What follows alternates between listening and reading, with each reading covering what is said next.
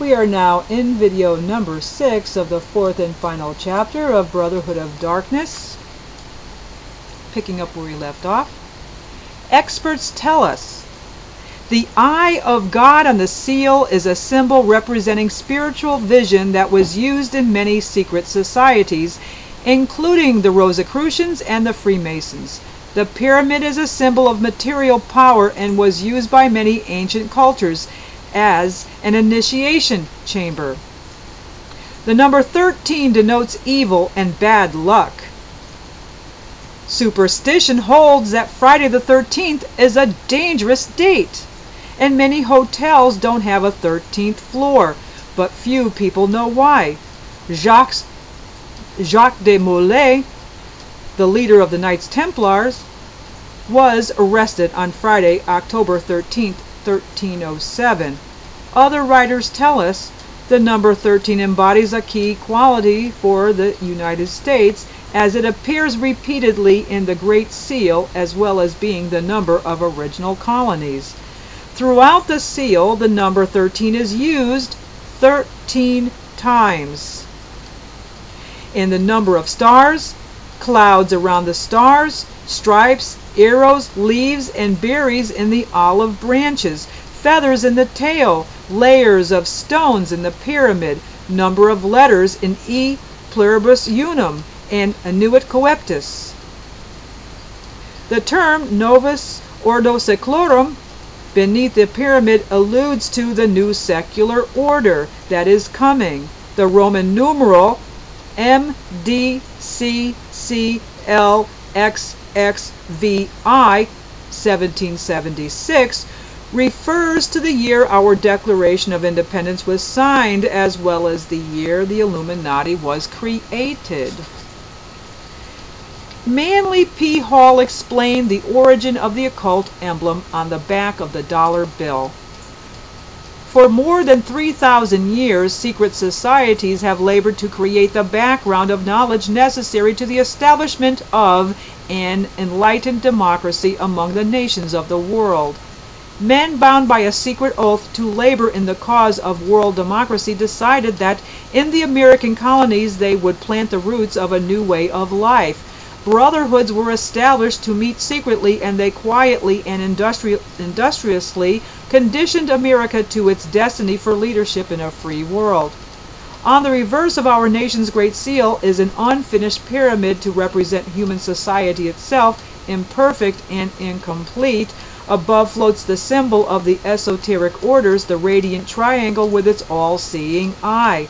There is only one possible origin for these symbols, and that is the secret societies which came to this country 150 years before the Revolutionary War.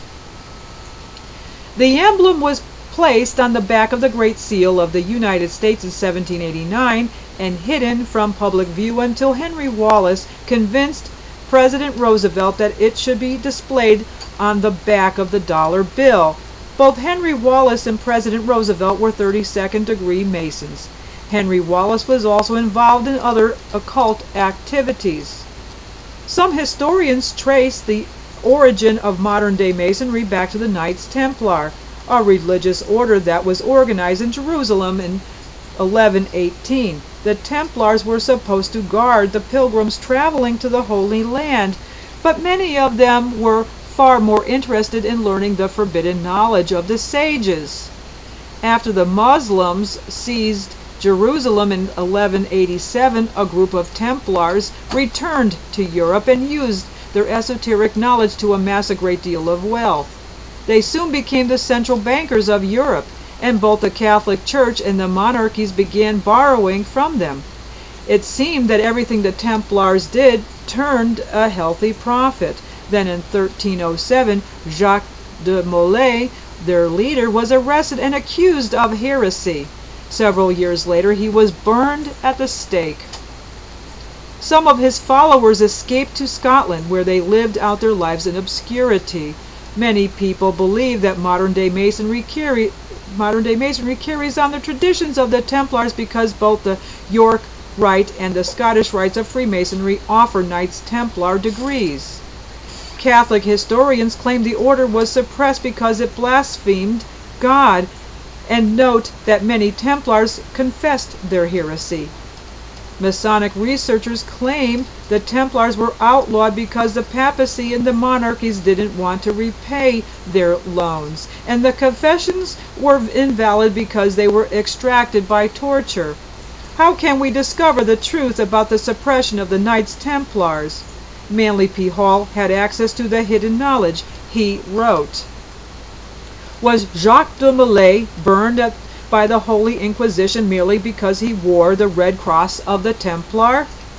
What were those secrets to which he was true even in death? Did his companion knights perish with him merely because they had amassed a fortune and exercised an unusual degree of temporal power? It was not the physical power of the Templars, but the knowledge which they had brought with them from the East that the Church feared. The Templars had discovered part of the great Arcanum. They had become wise in those mysteries which had been celebrated in Mecca thousands of years before the advent of Muhammad. They had read a few pages of the dread book of the Anthropos, and for this knowledge they were doomed to die."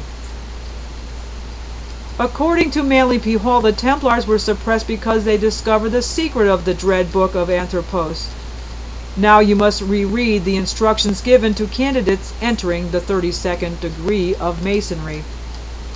It was the remembrance of the scientific and religious absolute of this doctrine that is summed up in a word, of this word, in fine, alternately lost and found again, that was transmitted to the elect of all the ancient initiations.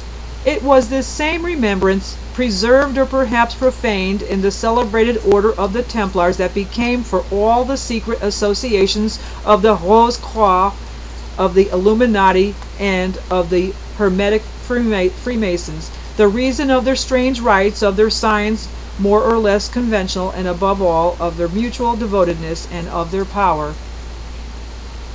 Albert Pike goes on to explain that the secret Masonry originated with the ancient Magi, was imperfectly revealed by the Gnostics, and guessed at by the Templars.